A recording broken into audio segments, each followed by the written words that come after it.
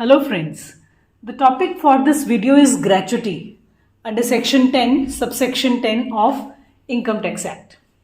Now gratuity is also known as death cum retirement gratuity.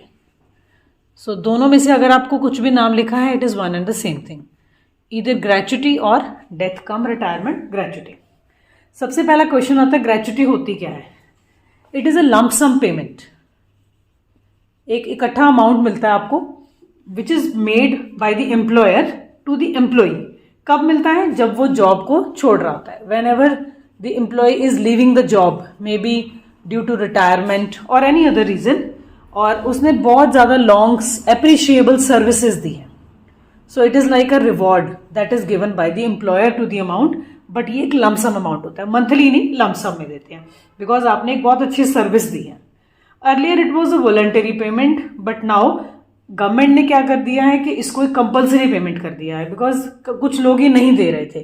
सो पहले तो employer खुद ही देते थे because they want to appreciate the employees, but these days this is a compulsory payment for government employees, semi government employees, other employees. For example जो लोग universities में काम करते हैं, कॉलेजेस में, फैक्ट्रीज में, बैंक्स में, सबके लिए अब इनको eight the time of living the job they get a lump sum amount of gratuity. अब जैसे कि ये नाम लिखा है डेथ कम रिटायरमेंट ग्रेचुटी, तो हम कह सकते हैं कि ग्रेचुटी कब कब मिलती है.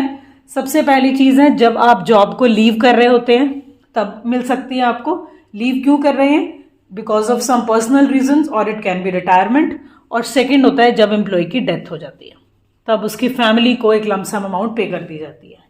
ओके अगर हम इसकी बात करें, अगर वो एम्प्लॉय खुद ही जॉब लीव कर रहा है, so gratuity is received by that employee while he is leaving the job because of voluntary retirement or any statutory retirement, or he has reached at the superannuation age.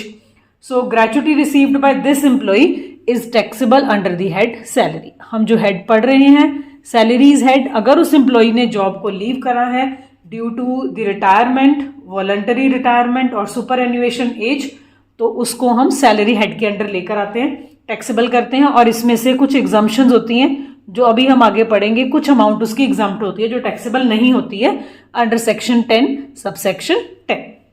Second case आता है कि जब employ की death हो जाती है. पहला case है जब वो खुद छोड़ रहा है तो उसको खुद को ही ग्रेचुटी मिल रही है, तो वो टैक्सेबल है बिकॉज आपकी सर्विसेज के कारण ही आपको मिल रही है. सेकेंड पॉसिबिलिटी होती है कि आपकी एक पर्सन की डेथ हो गई, तो अब उस केस में किसको मिलेगी ग्रेचुटी? ऑफकोर्स जो उसके पीछे उसकी फैमिली है या जो उसके लीगल हायर्स हैं वो उस ग्रेचुटी को रिसीव करेंगे आफ्टर द डेथ. और ये जो ग्रेचुटी उसके लीगल हायर्स को मिल रही है वो सैलरी हेड के अंडर नहीं टैक्सेबल होगी, वो अदर सोर्सेस, क्योंकि उनके लिए वो इनकम है. फॉर एग्जाम्पल एक हस्बैंड की डेथ होती है तो वाइफ को मिल रही है, तो उस वाइफ के लिए सैलरी नहीं है, अदर सोर्स है, तो it will be taxable under the head other source in the hands of legal higher. और इस केस में भी एग्जम्पशन मिलता है अंडर सेक्शन 10 सबसेक्शन 10. पूरा का पूरे टैक्सेबल नहीं होता. अब ग्रेचुटी को टैक्स में हम कैसे ट्रीट करेंगे उसके लिए हम छोटा सा चार्ट बनाते हैं. अब देखिए ये ग्रेचुटी की एग्जम्पशन कैसे मिलती है. अभी हमने देख लिया कि ग्रेचुटी किसकी कहाँ कौन से हेड के अंडर टैक्सेबल होनी है. अब आप देखो एग्जम्प्ट कितना कितना होता है ग्रेचुटी का एग्जम्पशन. अगर तो एक पर्सन जो है वो गवर्नमेंट एम्प्लॉय है, गवर्नमेंट एम्प्लॉय मतलब गवर्नमेंट ऑर्गेनाइजेशन में वो काम कर रहा है, it can B central government, it can B state government. तो अगर कोई एम्प्लॉय जो है गवर्नमेंट एम्प्लॉय है और उसको ग्रेचुटी मिल रही है at the time of retirement, death के लिए, रिटायरमेंट के लिए ग्रेचुटी रिसीव हो रही है, तो उस केस में आपने उसको फुली एग्जम्प्ट कर देना है.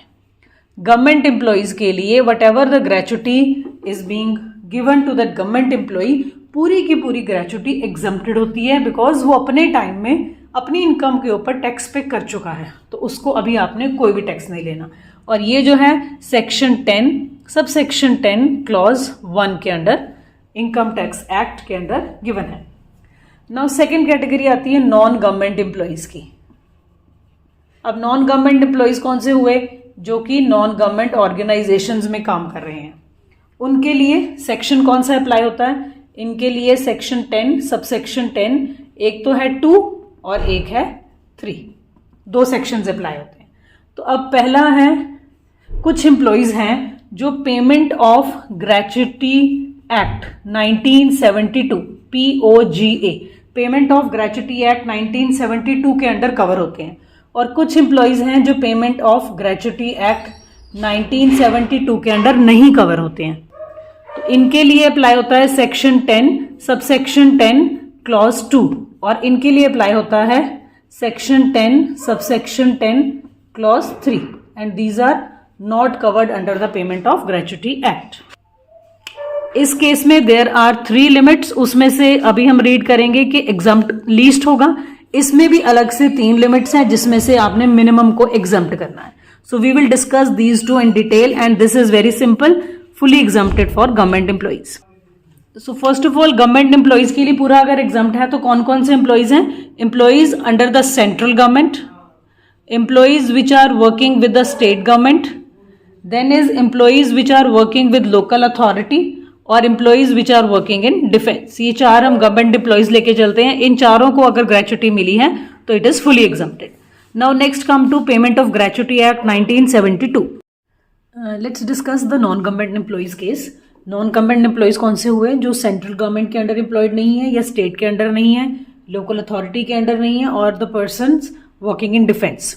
अगर नॉन गवर्नमेंट एम्प्लॉइज है तो there are few employees who are covered under payment of gratuity act POGA 1972। तो ये नॉन गवर्नमेंट एम्प्लॉइज होते हैं जो पेमेंट ऑफ ग्रेचुटी एक्ट 1972, ये एक्ट किसके थ्रू है? सेंट्रल गवर्नमेंट के थ्रू है। So these non government employees are required to pay gratuity as per the provisions of this act. इन लोगों को ग्रेचुटी जो मिलती है इस एक्ट की प्रोविजंस के अकॉर्डिंग मिलती है। So any employee who works in such organisations, उसको हम बोलते हैं कवर्ड एम्प्लॉइज। जो भी इस एक्ट के अंडर आएगा उसका नाम है covered employees. So any gratuity received by such employees, इसके लिए हम उस ग्रेचुटी के लिए 3 लिमिट्स को चेक करेंगे, और उन 3 लिमिट्स में से जो भी मिनिमम होगा that will be exempted from tax. The first limit is 15 days salary. 15 days salary लेंगे उस एम्प्लॉय की। Now what is this 15 days salary? It is for each completed year of service. जितने साल उसने हमारे पास कंप्लीट ईयर काम करा है उसकी एवरेज 15 दिनों की सैलरी निकालेंगे for each completed year of service. तो इस केस में क्या करना है आपने? अगर आपने ये जो कंप्लीट ईयर ऑफ सर्विस हमने लिखा, अगर उस एम्प्लॉय ने 15 साल काम करा तो कंप्लीट ईयर ऑफ सर्विस हो गए 15, तो वो 15 के अकॉर्डिंगली उसके 15 दिनों की सैलरी निकालेंगे। बट अगर किसी एम्प्लॉय ने पार्ट में काम करा है, फॉर एग्जाम्पल उसने 3 मंथ्स काम करा है, तो वो 3 मंथ्स इग्नोर कर देंगे। अगर ये टाइम पीरियड 6 मंथ से ज़्यादा बनता है, फॉर एग्जाम्पल किसी एम्प्लॉय ने 15 साल और 6 महीने काम करा और मोर देन 6 मंथ्स काम करा, तो उस 6 मंथ्स को हम 1 मानेंगे। सो अगर ये जो है एक्स्ट्रा वाला टाइम पीरियड, हमें हर कंप्लीट ईयर देखना है। किसी एम्प्लॉय ने हमारे पास 25 साल सर्विस करी तो 25 साल is a complete figure, but अगर 25 साल और 7 महीने काम करा तो उसको आपने 26 साल मानना है। इट मीन्स अगर ये जो फ्रैक्शन का टाइम पीरियड जो बच रहा है पॉइंट्स में वो 6 मंथ या ज़्यादा है तो उसको आपने कंप्लीट ईयर मानना है। अगर 6 मंथ से कम है तो उसको आपने इग्नोर कर देना है। Now the second limit, it has been prescribed already in the act, उसको बोलते हैं notified limit, and this notified limit is ₹20 lakh. तो ये 20 लाख फिक्स्ड अमाउंट है, ठीक है। आपने हर क्वेश्चन में इसको एज इट इज़ 20 लाख ही लिख देना है, इसमें कोई कैलकुलेशन नहीं है। And the third limit is actual gratuity received. तो जितनी क्वेश्चन में आपको एक्चुअल ग्रेचुटी रिसीव्ड लिखा होगा वो आपने एज इट इज़ डाल देना है। सो नाउ इन तीनों में से जो भी आपकी लीस्ट अमाउंट आएगी that will be exempted gratuity, और उस एग्जम्प्टेड ग्रेचुटी को जब आप एक्चुअल ग्रेचुटी में से माइनस करेंगे that will become the taxable gratuity. So 3 limits हैं, 15 days salary for each completed year of service, notified limit 20 lakh, actual gratuity received. अब इसमें ये जो 2 लिमिट्स हैं इनका तो कोई खास कैलकुलेशन नहीं है बिकॉज ये फिक्स्ड है 20 लाख और ये आपको जितनी एक्चुअली क्वेश्चन में गिवन होगी। बट ये जो फर्स्ट पॉइंट है इसके कैलकुलेशन में कुछ इंपॉर्टेंट पॉइंट्स हैं, let us discuss that one by one. अब ये जो 15 डेज सैलरी है ये हमने वैसे तो 15 डेज ही लेनी है, बट अगर किसी ऑर्गेनाइजेशन जिसमें कि एम्प्लॉय काम कर रहा है वो सीजनल ऑर्गेनाइजेशन है तो ये 15 डेज की जगह आपने 7 डेज कर देना है। अगर क्वेश्चन में मेंशन्ड है कि एम्प्लॉय जिस ऑर्गेनाइजेशन में काम कर रहा था that is a seasonal type of organisation, industry seasonal है, तो वहां पर ये 15 डेज नहीं लेंगे, आप 7 डेज लेंगे। अब ये 15 डे सैलरी का मतलब क्या है, इसके लिए आप ये फॉर्मूला लगाएंगे, मंथली सैलरी लास्ट ड्रॉन मतलब जब वो रिटायर हो रहा था तो उस टाइम पर उसकी मंथली सैलरी क्या थी। सो monthly salary last drawn divided by 26 क्या है, ये आपके वर्किंग डेज हैं। जैसे अगर 30 डेज का मंथ है, 4 संडेज निकाल दें, सो उस accordingly it has been taken 26 into 15 days. ये 15 क्या है, जो हमने यहाँ कहा कि हमें 15 डेज एवरेज सैलरी निकालनी है। तो हर क्वेश्चन में ये 15 फिक्स रहेगा, 26 फिक्स रहेगा। ये आपको क्वेश्चन में गिवन होगा कि मंथली सैलरी लास्ट उस बंदे ने कितनी ड्रॉ करी थी रिटायरमेंट से पहले। तो अगर सीजनल इंडस्ट्री होगी तो यहाँ पर हम मल्टीप्लाई बाय 7 कर देंगे। एक और इम्पॉर्टेंट पॉइंट है, जैसे हमने कहा कि कंप्लीट ईयर ऑफ सर्विस निकालना है आप, तो वो कंप्लीट ईयर ऑफ सर्विस यहाँ पे मल्टीप्लाई कर देंगे, जितने साल उसने हमें सर्विस दी है उसके कंप्लीट ईयर ऑफ सर्विस। अब एम्प्लॉय ने 26 साल की सर्विस दी है तो यहाँ पर मल्टीप्लाई कर देंगे विद 26। अगर एम्प्लॉय ने 26 साल 7 महीने की सर्विस दी है तो ये आएगा 27। जैसे मैंने आपको बताया, फ्रैक्शन अगर 6 मंथ से ज़्यादा हो जाएगा तो उस केस में आपने उसको कंप्लीट ईयर एज्यूम कर लेना है। बट कुछ क्वेश्चन में क्या होता है कि 26 साल और 6 महीने एग्जैक्टली 6 मंथ्स, तो उसको आपने 26 साल ही मानना है। तो ये जो फ्रैक्शन लगाना है, अगर आपने बढ़ाना है फ्रैक्शन से, it should be more than 6 months. I repeat again this point, अगर एम्प्लॉय ने 25 साल काम करा हमारे पास, कंप्लीट 25 साल, तो हम यहाँ पर मल्टीप्लाई करेंगे 25 से। अगर उसने काम करा 25 साल 10 महीने, तो ये फ्रैक्शन 6 मंथ से ज़्यादा हो गया तो वो 26 बन जाएगा। बट अगर एम्प्लॉय ने 25 साल 5 महीने काम करा या 6 महीने, एग्जैक्टली 6 महीने काम करा, तो यहाँ पर 25 ही आएगा। अगर 6 महीने से चाहे एक दिन एक्स्ट्रा काम करा होगा, उस फ्रैक्शन को आपने कंप्लीट मान लेना है, फिर 26 आता है यहाँ पर। तो ये जो है इसको आपने इस फॉर्म में सॉल्व करना। अब नेक्स्ट क्वेश्चन आता है कि सैलरी, जो हमने मंथली सैलरी लेनी है उसमें क्या क्या इंक्लूड करेंगे। तो अगर पेमेंट ऑफ ग्रेच्युटी एक्ट के अंडर वो पर्सन कवर है तो सैलरी में सिर्फ 2 ही चीजें ली जाएंगी। एक हम लेंगे basic salary plus DA. DA चाहे एंटर करे या ना करे, दोनों लेने हैं। तो यहां पर आप लिख लो वेदर एंटर्स और नॉट, कोई फर्क नहीं पड़ता, क्वेश्चन में डीए गिवन है वो आपने ऐड कर लेना है। So basic salary plus DA, ये 2 कंपोनेंट्स लेने हैं। एक और इंपॉर्टेंट पॉइंट है कि अगर जो है एम्प्लॉइज पीस रेट के अकॉर्डिंग वेजेस ले रहा है, मंथली नहीं ले रहा। आपको पता है कि 2 तरह से वेजेस मिलती हैं, पर मंथ के अकॉर्डिंगली या फिर एम्प्लॉइज ने जितने पीसेस बनाए, जितना काम करा। तो अगर उसको पीसेस के अकॉर्डिंगली मिल रही है तो आपने ये जो 15 डेज सैलरी या फिर जो वेजेस निकालनी है, it will be calculated on the basis of average of that total wages of previous 3 months immediately proceeding the retirement. क्योंकि पीसेस जो है हर मंथ अलग अलग बनेंगे, तो आपने रिटायरमेंट से पहले के 3 महीने उठा लेने हैं, उनकी एवरेज निकाल लेनी है, इसकी मंथली सैलरी क्या बन रही थी, उसके अकॉर्डिंगली आपने ये 15 डेज से मंथली सैलरी का जो है फॉर्मूला अप्लाई करना है। So remember this, piece rate होगा तो 3 मंथ्स पुराने लेकर उनकी एवरेज निकाल लेनी है आपने। अब हम एक प्रैक्टिकल क्वेश्चन देख लेते हैं कि आपने ये सारी लिमिट्स कैसे अप्लाई करनी है। ये देखिए, आपको क्वेश्चन गिवन है कि मिस्टर एक्स है, उसकी रिटायरमेंट डेट है 30/11/2022, तो हमारे प्रीवियस ईयर में आ रही है। अब जो उसने सर्विस दी है ऑर्गेनाइजेशन में, that is 28 years and 10 months हमारे पास वो काम करता रहा है। At the time of retirement उसकी सैलरी थी ₹16,000 और डीए भी था 2,000 पर मंथ, ये भी पर मंथ है, और उसको ग्रेच्युटी मिली है 3,40,000। अब आपको अगर टैक्सेबल ग्रेच्युटी निकालना है, एग्जम्प्टेड ग्रेच्युटी निकालना है, और क्वेश्चन में गिवन भी है कि he is covered under payment of gratuity act, ये लाइन आपने पहले से देख लेनी है, राइट। जैसे अब एम्प्लॉइज हैं जो कोल माइंस में काम करते हैं, वो सारे इनके अंडर ऑलरेडी कवर्ड होते ही हैं। अब आपने क्वेश्चन स्टार्ट कैसे करना है, कैलकुलेशन ऑफ टैक्सेबल ग्रेच्युटी और एग्जम्प्टेड ग्रेच्युटी। अब ग्रेच्युटी हमें रिसीव हुई है, जो क्वेश्चन में गिवन है 3,40,000 रुपीज की। So rupees 3,40,000. Now we checked the employee is covered under payment of gratuity act. तो यहाँ पर आप लिखेंगे less exempted. अब exempted कौन सी होती है, वो हमें पता है कि अगर payment of gratuity act का क्वेश्चन आ गया, so we have to apply 3 limits. First limit क्या थी, 15 days average salary. आपको मैंने फॉर्मूला बताया था, उसके अकॉर्डिंगली आपने करना है। 15 डेज मतलब 15/26 तो करना ही करना है। 26 क्या था, ये वर्किंग डेज। मंथली सैलरी क्या है at the time of retirement, अब उसके लिए आपने वर्किंग नोट में कैलकुलेशन करना है। यहाँ पर आपको given at the time of retirement salary थी उसकी 16,000। मैंने आपको बताया अगर पेमेंट ऑफ ग्रेच्युटी एक्ट होगा सिर्फ 2 कंपोनेंट्स होंगे उसके, ये हो गई हमारी बेसिक सैलरी 16,000 और डीए, चाहे एंटर करे या ना करे, मैंने आपको बताया दोनों लेने हैं आपने, तो 18,000 हो गई हमारी एवरेज सैलरी लास्ट ड्रॉन, तो 18,000 इंटू ईयर ऑफ सर्विस, ये 28 साल उसने काम करा एंड 10 मंथ्स, 10 मंथ्स का मतलब 6 मंथ से ज्यादा हो गया, तो ये बन गया 29। सो पहली लिमिट को आप इस तरह सॉल्व करेंगे। सो ये हमें मिल रहा है 301165, फर्स्ट लिमिट हमें रिसीव हो गई। सेकेंड लिमिट हमने करा था कि नोटिफाइड लिमिट जो गवर्नमेंट ने दी हुई है दैट इज, इसको तो आपने कुछ भी नहीं करना, एज इट इज लिखना है। Now third limit is actually आपको कितनी ग्रेचुटी क्वेश्चन में लिखा है रिसीव हुई है, वो गिवन है 3,40,000। तो इनमें से हमें मिनिमम क्या दिख रहा है, दैट इज 301165, ये मिनिमम दिख रहा है तीनों में से। तो ये लीस्ट है हमारे लिए, this is not the least, this one is the least. So आपने इसको टैक्स जितनी आपको रिसीव हुई उसमें से आपने जब एग्जाम्प्टेड माइनस कर देनी है, आपके पास टैक्सेबल आ जाएगी। So this comes out to be 38835। This is the amount of taxable gratuity and this is the amount of exempted gratuity.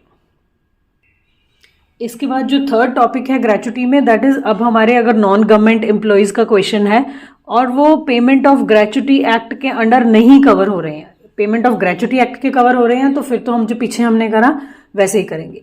But अगर क्वेश्चन में कुछ नहीं गिवन और एम्प्लॉय जो है पेमेंट ऑफ ग्रेचुटी एक्ट के अंडर नहीं आ रहा, तो आपने क्या करना है, उसमें भी वैसा ही क्वेश्चन होगा, लिमिट्स में थोड़ा सा फर्क आ जाएगा। हमने वहां पर भी 3 लिमिट्स पढ़ी थी, यहां पर भी हमारी 3 लिमिट्स हैं। सो द फर्स्ट लिमिट वहां हमारा था 15 डेज सैलरी, यहां पर है हाफ मंथ सैलरी, मतलब यहां हम बेसिकली 15/30 कर रहे हैं। हाफ मंथ सैलरी जैसे हमने वहां पे निकाला वैसे ही निकालेंगे, half month salary for every completed year of service. वहां पर भी हमने कंप्लीटेड ईयर ऑफ सर्विस से मल्टीप्लाई करा था और यहां पर भी हम कंप्लीटेड ईयर ऑफ सर्विस, जितने साल उसने हमारे पास काम करा। सो वहां से आप फर्स्ट लिमिट निकालें। बट इसमें एक डिफरेंट पॉइंट है, यहां पर आपने साथ में लिखना है on the average salary drawn by the employee during last 10 months. वहां पर हमने इमीडिएटली जब वो रिटायर हुआ वो मंथ्स की सैलरी ले ली थी, यहां पर आपने पिछले 10 महीने की सैलरी, कौन से 10 महीने, immediately preceding the retirement, retirement से पिछले 10 मंथ की एवरेज सैलरी निकालनी है, वो सैलरी आपने यहां पर यूज करनी है। जो सैलरी रिटायरमेंट के टाइम पर ले रहा था उसके ऊपर रिलाई नहीं करना, उसके पिछले 10 महीने की सैलरी का एवरेज निकालेंगे, राइट। सो ये तो हो गई हमारी first limit. Next second limit जो है इसमें भी सेम है, नोटिफाइड लिमिट 20 लाख जो हमने पीछे करा, सेम 20 लाख यहां पर भी आपने याद कर लेना है। एंड थर्ड लिमिट भी सेम है, एक्चुअल ग्रेचुटी जितनी वो रिसीव कर रहा है। इन तीनों में से जो भी मिनिमम होगा वो एग्जम्पशन का पॉइंट होगा, बाकी जो होगा that will be taxable gratuity. अब इसमें भी कुछ इंपॉर्टेंट पॉइंट्स हैं। सेकंड पॉइंट भी वही है कि ये लाइफ टाइम की है, अगर पहले आपको मिल चुकी है तो उस लिमिट को आप नोटिफाइड लिमिट में से अगली बार के लिए माइनस करेंगे। एक्चुअल ग्रेचुटी भी क्वेश्चन में गिवन होती है, इसमें प्रॉब्लम नहीं आता। अब इसके ऊपर थोड़ा सा और डिस्कस कर लेते हैं। अब ये जो आपने हाफ मंथ सैलरी लेनी है, सबसे पहले जो कंप्लीट ईयर ऑफ सर्विस होते हैं, पिछले पॉइंट में हमने देखा था कि आपने फ्रैक्शंस को देखना है, 6 मंथ से ज्यादा तो कंप्लीट ईयर मानना है। इसमें आपने फ्रैक्शंस को पूरा इग्नोर करना है। अगर आपको लिखा हुआ है 26 साल 10 महीने तो वो 26 साल ही माना जाएगा। तो इसका मतलब है फ्रैक्शंस को आपने यहां पर फुली इग्नोर कर देना है। अगर 27 ईयर्स एंड 11 मंथ्स भी हैं तो भी वो 27 ही रहेगा, बिकॉज हम एडिशनल जो भी मंथ्स होंगे उनको इग्नोर करें। इसी तरह से अगर लिखा हुआ है 27 साल 4 महीने, उस केस में भी 27 साल ही रहेगा। तो additional over and above complete year ignore. और यहां पर सैलरी का मतलब क्या है, जैसे हमने पीछे करा था वहां सैलरी प्लस डीए था, चाहे एंटर करे या ना करे।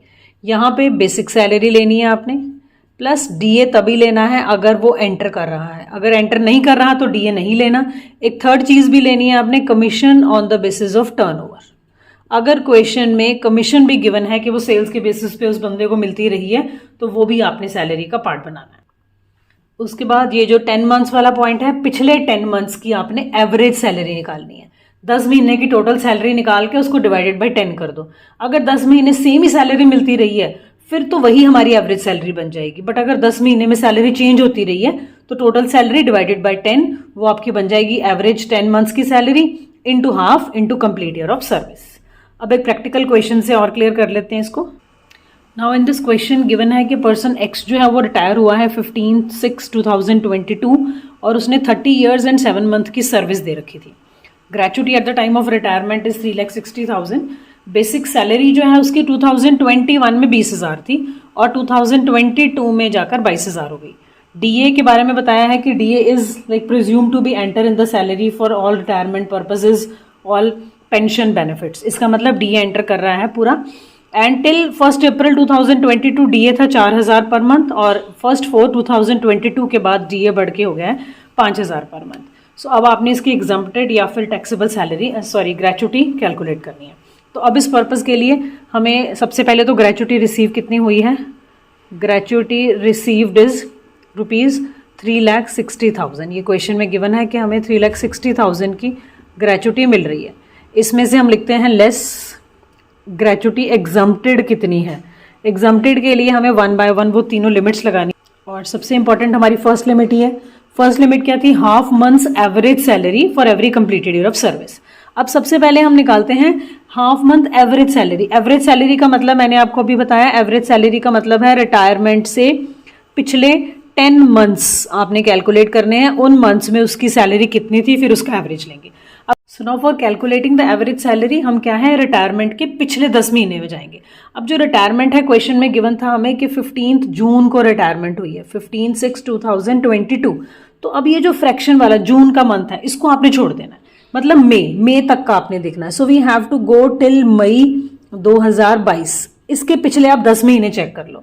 सो इस साल के आपके बन जाएंगे 5 मंथ्स और उसके पिछले साल के भी आपको 5 मंथ्स लेने पड़ेंगे. सो अगस्त 2021 से लेकर मई 2022 तक ये बन रहे हैं हमारे 10 मंथ्स. अगस्त से लेकर दिसंबर तक 5 मंथ्स और जनवरी से लेकर मई तक 5 मंथ्स. टोटल हो गया 10 मंथ्स.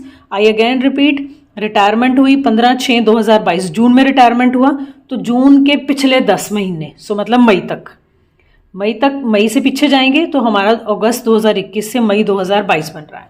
अब देखो 21 में सैलरी थी 20,000, इसका मतलब 5 महीने जो है 21 के, अगस्त, सितंबर, अक्टूबर, नवंबर, दिसंबर, फॉर 5 मंथ्स वो 20,000 ही लेता रहा फॉर 5 मंथ्स. ये बन गया 1,00,000 रुपया. राइट. अगले साल ये जो सैलरी थी बढ़ गई 22,000 हो गई, फिर मतलब 22,000 वो लेता रहा फिर 5 महीने के लिए. ये टोटल पिछले 10 महीने का डेटा हो गया. तो ये जब हम कैलकुलेट करेंगे ये बनता है 1,10,000. ओके, ये तो बेसिक सैलरी हो गई. अब डीए भी चेंज हुआ है. डीए के लिए भी यही वाले हम जो है डेज लेंगे, अगस्त 21 से लेकर मई 2022. अब देखो 1/4/2022 मतलब अप्रैल में 2 महीने के लिए डीए 5,000 हो चुका था. सो हम करते हैं 5,000 जो था वो 2 मंथ्स के लिए था, मतलब 10,000 रुपीज़. बाकी के जो 8 मंथ्स हैं, क्योंकि हमें तो 10 मंथ्स का चाहिए, वो 4,000 ही रहा था. तो ये आ गया हमारा 32,000 रुपीज़. ये डीए की फिगर्स हो गई, ये बेसिक सैलरी की फिगर्स हो गई. हमें चाहिए इन्हीं टाइम पीरियड के लिए, बिकॉज हमने रिटायरमेंट के पिछले 10 महीने लेने हैं. तो अकॉर्डिंगली जितना डाटा आपको गिवन है आप वहां से जो है ये कैलकुलेट कर लेंगे. ओके. अब इस क्वेश्चन में अगर मैं अज्यूम करूं कि जो डीए था वो 50% एंटर कर रहा था, तो मेरा जो डीए आया 42,000 आया है यहाँ से. इसका 50% अगर एंटर करें तो ये बनेगा 21,000 जो है डीए एंटर कर रहा है. तो मतलब 1,00,000 की सैलरी, 1,10,000 की सैलरी, ये बन गया 2,10,000 प्लस 21,000. तो टोटल मेरे पास आ गया 2,31,000. If I am assuming DA is entering 50%. अगर आप डीए को 100% मानेंगे तो आप सैलरी में 42,000 प्लस कर लेंगे. राइट. सो इस तरह से जो क्या होगा, आपके पास 10 मंथ्स की ये सैलरी निकल कर आ गई 2,31,000, assuming that 50% of the DA enters. तो अब इसकी लिमिट हम लगाते हैं एग्जम्प्टेड में. यहाँ पर आपने फॉर्मूला किया हाफ मंथ्स एवरेज सैलरी. अब ये जो आई 2,31,000 ये आपकी 10 मंथ्स की आई.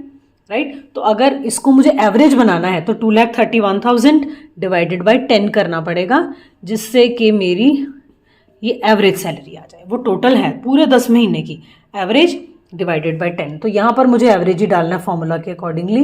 तो 231,000 यहाँ पर आ जाएगा. Right. Into completed year of service. Question में चेक करते हैं कंप्लीटेड ईयर ऑफ सर्विस कितने थे. क्वेश्चन में हमें गिवन था 30 ईयर्स एंड 7 मंथ्स. टॉप पे गिवन है 30 ईयर्स 7 मंथ्स, बट हमने इस पॉइंट में क्या किया था कि फ्रैक्शंस को इग्नोर करना है, सो हम यहाँ पर क्या लेंगे 30 पूरा लेंगे। इससे हमारी फर्स्ट लिमिट निकल के आ गई। तो जब इतने पोर्शन को सॉल्व करेंगे ये हमारा आता है 346,500। ये फर्स्ट लिमिट का कैलकुलेशन हो गया। सेकेंड लिमिट तो बिल्कुल सिंपल ही है, हमारी नोटिफाइड लिमिट वो हमने करा हुआ है कि 20 लाख रुपीज़ है, उसका आपने कुछ नहीं करना। थर्ड लिमिट भी सेम है, एक्चुअली में कितनी रिसीव हुई है वो है 3,60,000।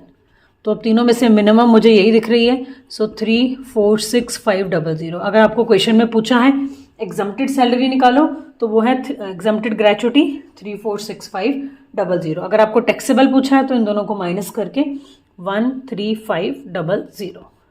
सो ये था हमारा कि आपने अगर नॉन गवर्नमेंट एम्प्लॉई है और पेमेंट ऑफ ग्रेचुटी एक्ट के अंडर भी नहीं आ रहा तो ये उसका कैलकुलेशन है।